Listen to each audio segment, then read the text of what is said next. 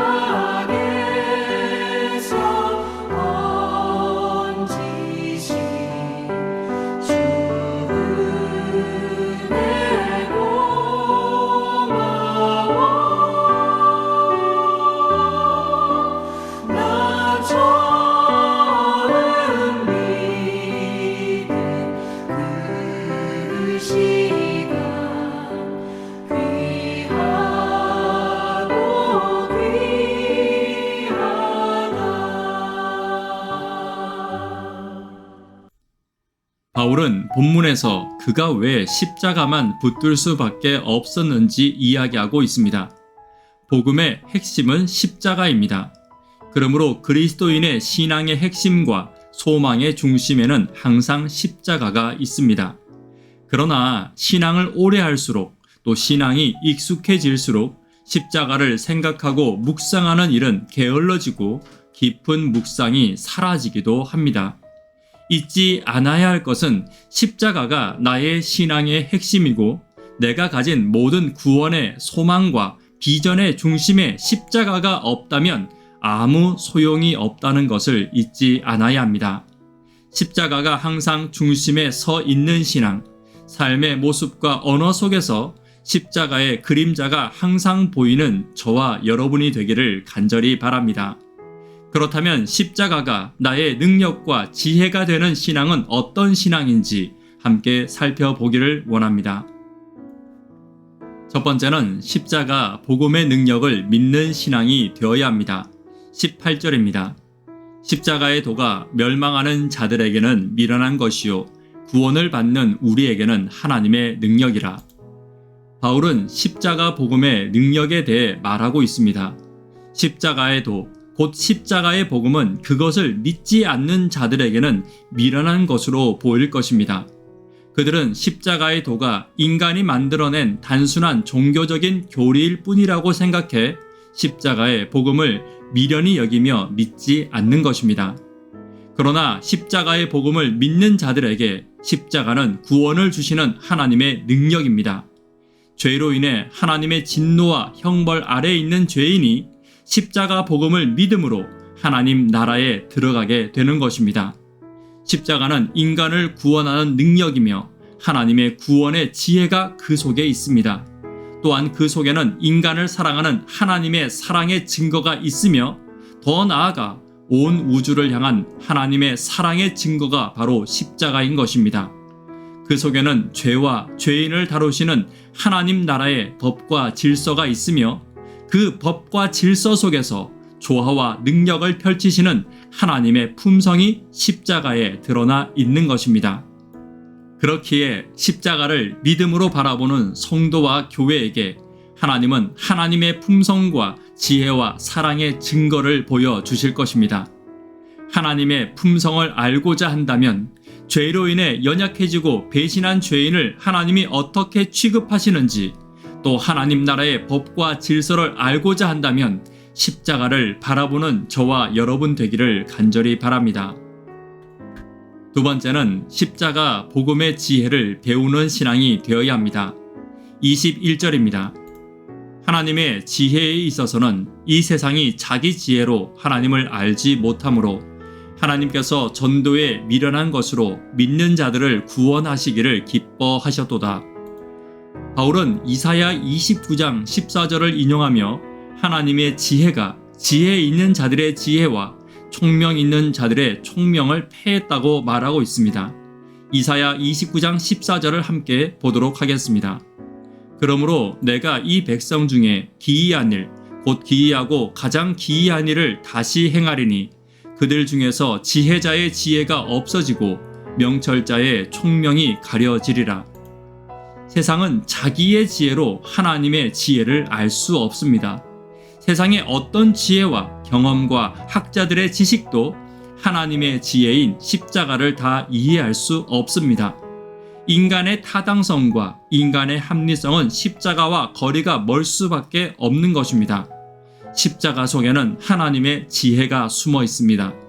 그렇기에 십자가를 이해하기 위해서는 하나님의 능력과 하나님의 지혜에 의지해야 합니다. 인간의 지혜와 인간의 능력을 가지고 십자가를 이해하려고 한다면 결국 십자가를 다 이해하지 못하고 자신의 생각과 자신의 지혜를 그 속에 넣어 온전한 십자가의 지혜를 경험하지 못할 것입니다. 십자가의 복음을 이해하고 그 복음을 내 삶 속에 역사하게 하기 위해서는 성령의 능력을 의지하고 하나님께 간절히 지혜를 간구해야 합니다. 그리고 말씀을 연구하고 말씀 가운데서 십자가의 섭리와 지혜를 찾기에 노력해야 할 것입니다. 말씀 가운데서 성령의 은혜와 빛으로 십자가의 복음의 지혜를 깨닫게 될 때 저와 여러분의 삶이 변화될 것이며 그 깨닫게 된 빛으로 인해 세상에 빛을 전하는 복음의 일꾼이 될 것입니다. 오늘 십자가 복음의 지혜를 위해 기도하는 저와 여러분 되기를 간절히 바랍니다. 세 번째, 복음은 성실함과 함께 해야 합니다. 22절입니다. 유대인은 표적을 구하고 헬라인은 지혜를 찾으나 우리는 십자가에 못 박힌 그리스도를 전하니 유대인에게는 거리끼는 것이요 이방인에게는 미련한 것이로되. 유대인은 예수님에게 메시아로서의 표적을 원했고 헬라인은 지혜나 깨달음을 찾았습니다. 유대인은 십자가에 달리신 예수 그리스도가 저주받아 죽었기에 구원자로 믿지 않았고 헬라인은 복음을 어리석은 이론으로 여겼기에 믿기를 거부했습니다. 세상은 다양한 이유로 복음을 거부합니다. 그러나 우리는 단 하나의 이유와 확신을 가지고 복음을 전해야 합니다. 십자가 복음만이 죄인을 구원하시는 하나님의 능력이요 지혜라는 것입니다.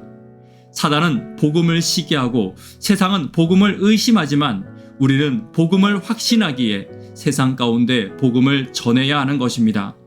복음을 믿으면 구원받지만 이를 거부하고 믿지 않으면 멸망받게 될 것입니다. 믿고 살 것인지 믿지 않고 멸망받을 것인지 세상은 선택해야 하며 성도는 십자가 복음을 전해야 합니다. 그렇다면 우리가 해야 할 일은 성실히 그들에게 거절받을지라도 복음을 전하는 것입니다. 세상이 이것을 거부하는 것은 당연합니다.